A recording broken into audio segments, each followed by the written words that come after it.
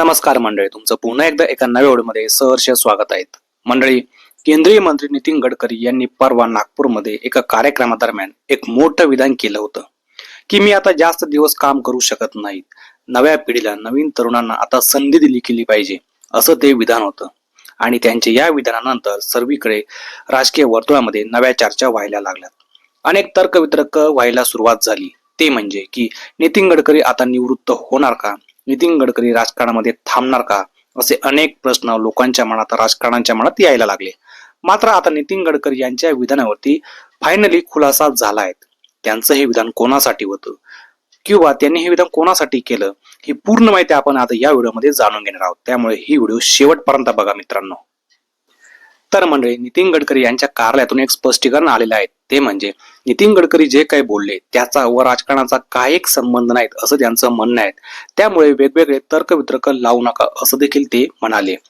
तर नितीन गडकरी हे लक्ष्मणराव मानकर ट्रस्टच्या संदर्भात बोलत होते, कारण या ट्रस्टच्या उभारणीमध्ये नितीन गडकरी यांचा मोलाचा वाटा आहे. या ट्रस्टच्या माध्यमातून एक आदिवासी विद्यालय देखील चालवलं जातं. मात्र नितीन गडकरी यांचं म्हणणं असं आहे की आपण जे योगदान दिलं ते ठीक आहे, परंतु या ट्रस्टच्या उभारणीमध्ये सर्वात जास्त योगदान जर कोणाचं असेल तर ते इथल्या पदाधिकाऱ्यांचं आहे.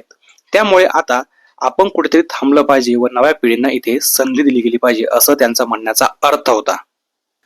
म्हणजे नितीन गडकरी यांचं म्हणणं केवळ एवढंच होतं की नव्या पिढींना आता त्यांच्या अंगावरती जबाबदारी दिली गेली पाहिजे. म्हणजे हा जो संपूर्ण कार्यक्रम आयोजित करण्यात आला होता हा देखील ट्रस्टचाच होता. त्यामुळे त्यांचं जे विधान होतं ते फक्त आणि फक्त ट्रस्टच्या कामासाठी व ट्रस्टच्या भविष्यातील वाढीच्या नेतृत्वासाठीच होतं, असं या कार्यालयाचं म्हणणं आहे. त्यामुळे त्याचा व राजकीय काहीच एक अर्थ नाहीये व तो अर्थ पण लावू नका, असं देखील ते म्हणाले.